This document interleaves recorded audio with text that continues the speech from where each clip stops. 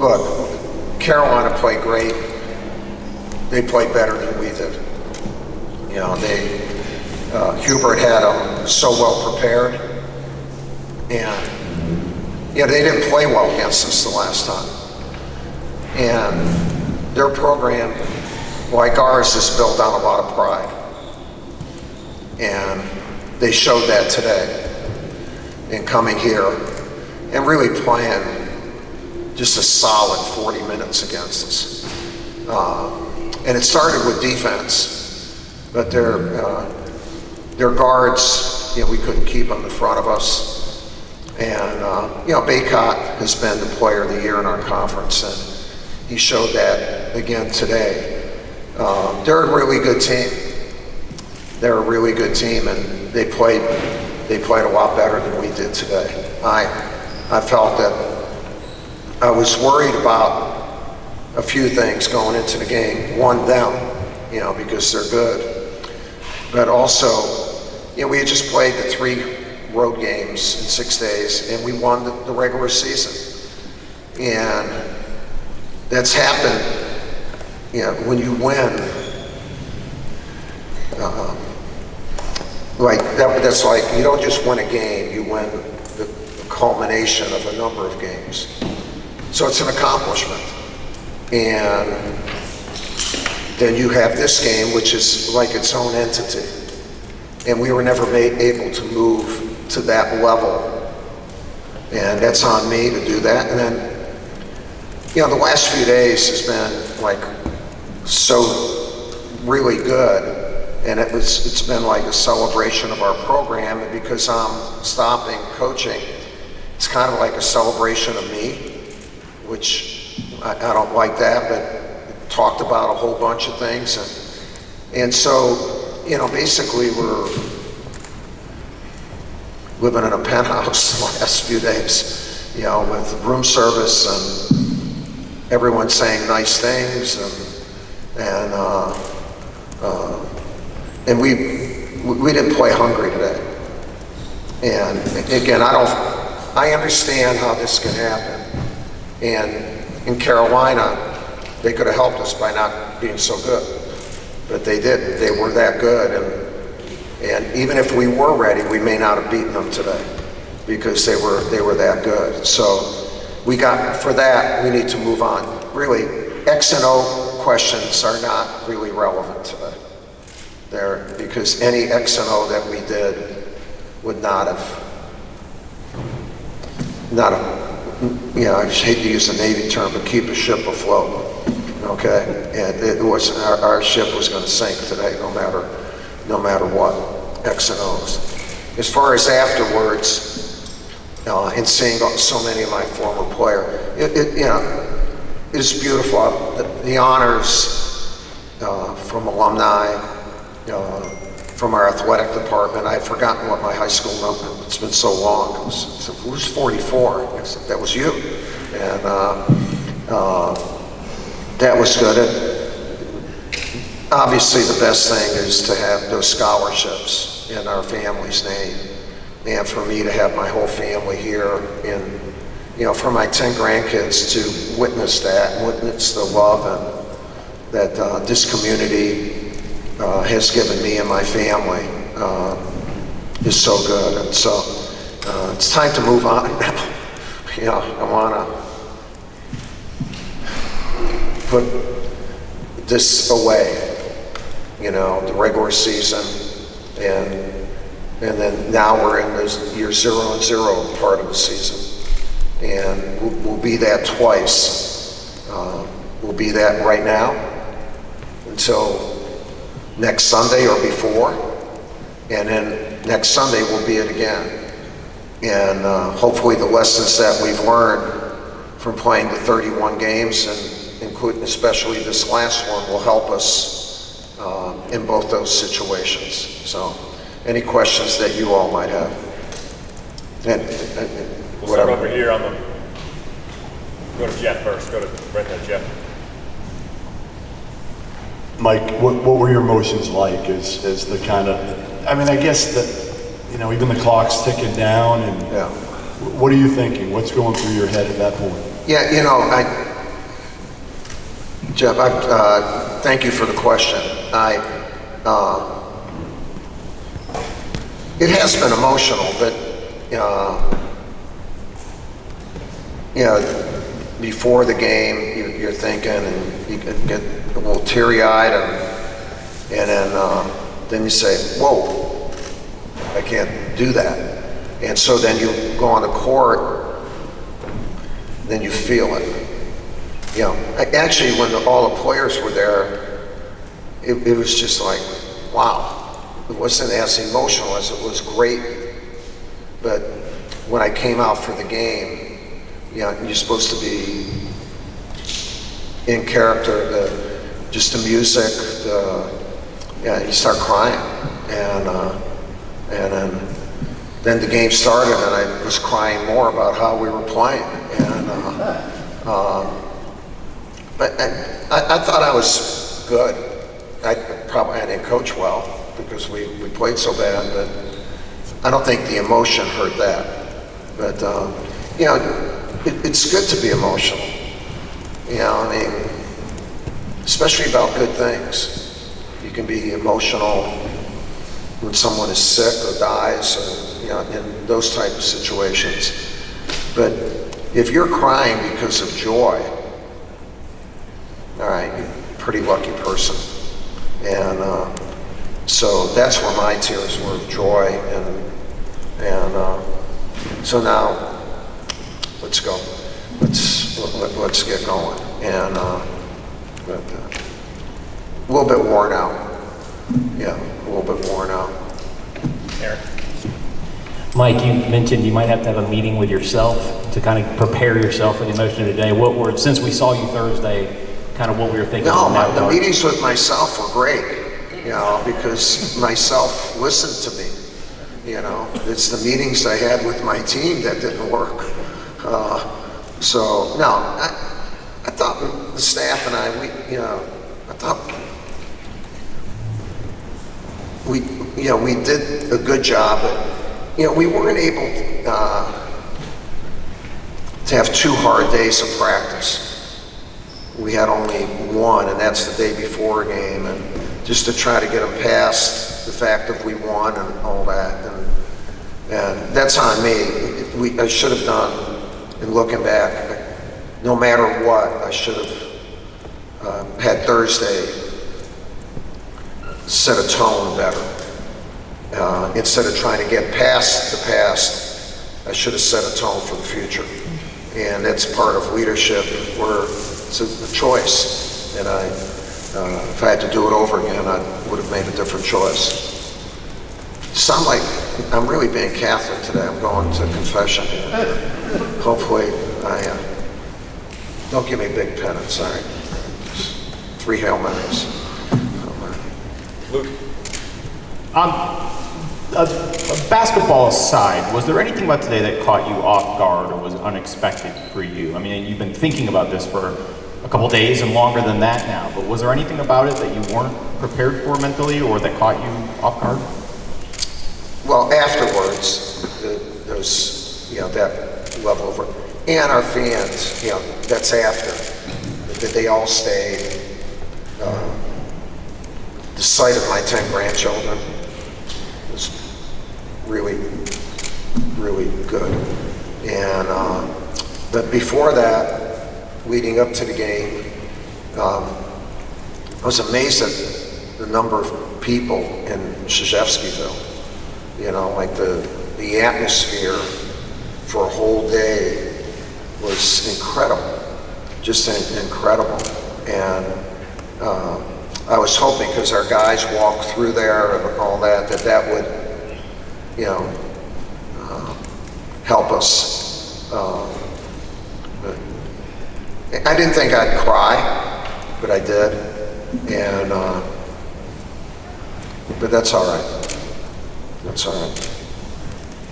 I'm glad this is over. It's time let's just coach and see what the hell happens in the tournaments. Get back to, this is kind of like a surreal few days, and a big part of it, I think, occurred because we had already won.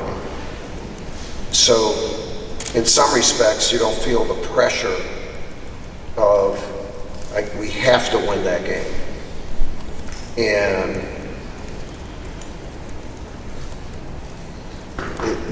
it just happens that way. And people talk about the number of wins or championships, but you lose more championships than you win. Thank goodness we haven't lost more games than we've won, but and we have to learn from losing. What beats you. They beat us, and we didn't. I don't want to take away from when I'm saying this. This is not that they were terrific. They were terrific, and Hubert did an amazing job with his team. David. You might have answered a little bit of this already here with that last point, but when you decided that this was going to be your last year, did you envision sort of what the season was going to be like, what this moment would be like? Has it lived up to that? And have you had any sort of second thoughts along the way of like, hey, this is pretty fun. Why am I doing this again? It's been a long year and a really good year. When I met with President Price and told him that I would like to stay for one more year, I wanted to let him know that I was already thinking if it was in his plan to still have me for that year, but that I wanted to announce it during the spring or during that time, so that the program could move on while I was here for that 1 year.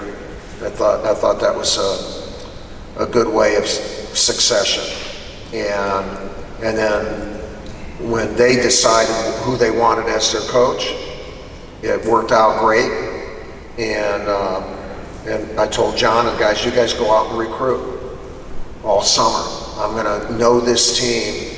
I am gonna dive in this team deeper than I've been able to do because you have to go out and recruit all the time.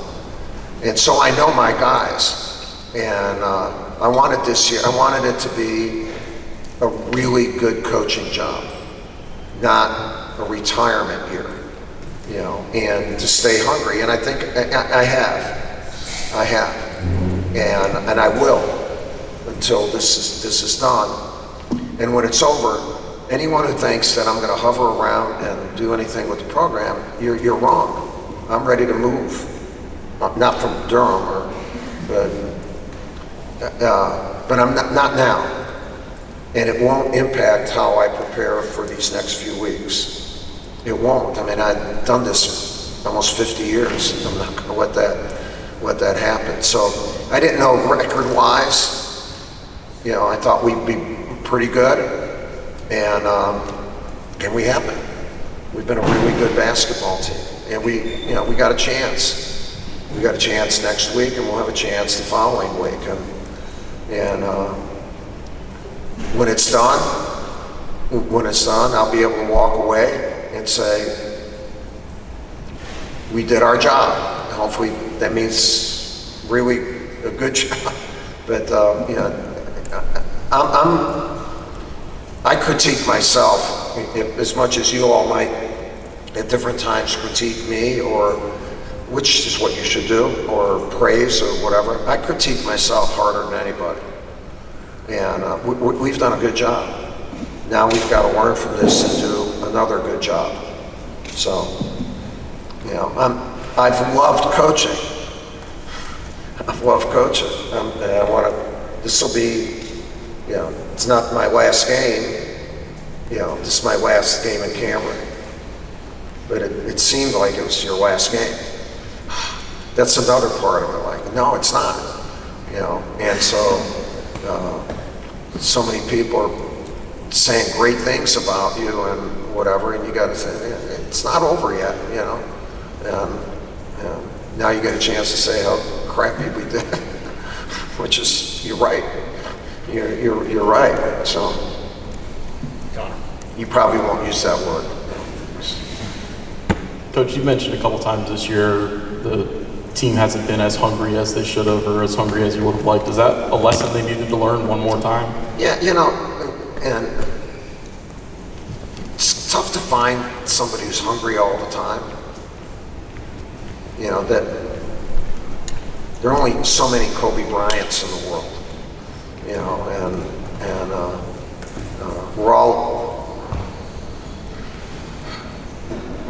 we can all be beaten by human nature, and the ones that do it really well aren't beaten that much. They got a really high winning percentage against human nature. And so when you say not hungry, it's tough to stay at that level when you've already eaten well. Like, we just wanted to, we had a big meal. And then you got, what's the next meal?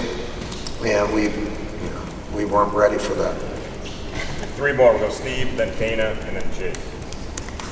Yeah, I know you just spent a little time with the players, not much because you were Yeah. up there, but what feedback did you get from them, especially in terms of they can get past this? No, and crank it back I up didn't get again, any you know? feedback because today's not a day where they should listen to me. I'm not going to listen to them. They talked for 40 minutes. I should give them feedback on how and they should have talked a hell of a lot more on defense tonight. They didn't talk at all on defense. And that's why in the second half, our defense just was horrible. And it was in front of their bench. So my staff couldn't help us on defense. And no, but I mean, I love my team. I hated how today went. And you move on. We're 0-0. Dana. Mike, you said that you didn't think that you would cry, and I think a lot of people would presume in these circumstances that almost anyone would cry. Why didn't you think you would? Well, I try not to, although I've learned from being with my wife and my 3 daughters, a guy can cry, and that's not too often, but it's okay. And I just didn't, I was trying to beat my own emotion to make sure that I wasn't coaching me during that time, to get over it. And when you do, it means a lot. Just all this stuff means a lot. And the clock's ticking, where you're not,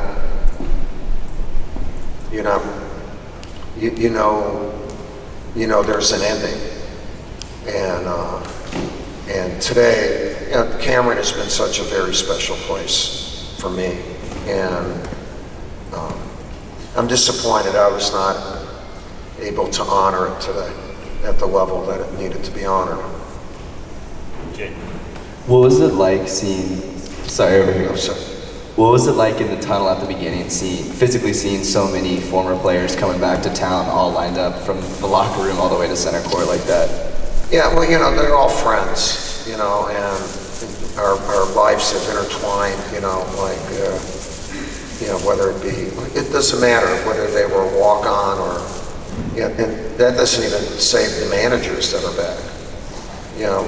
When you're here this long, you develop that level of relationship with these guys, and that's something I never knew starting in coaching that could happen, that you would eventually be friends with these guys and have impact on them while they're adults, and helping them make decisions or,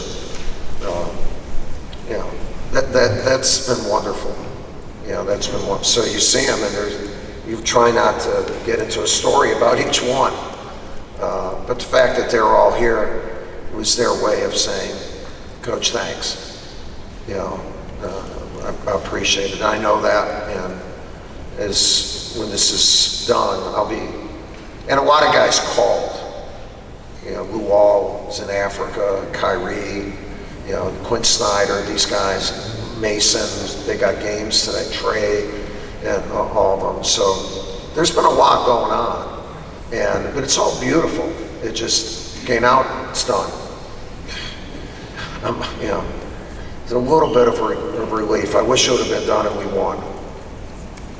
But it's over. And again, I appreciate all the attention that you all have given our program and these guys. So, All right, Coach, thank you. okay, thank you.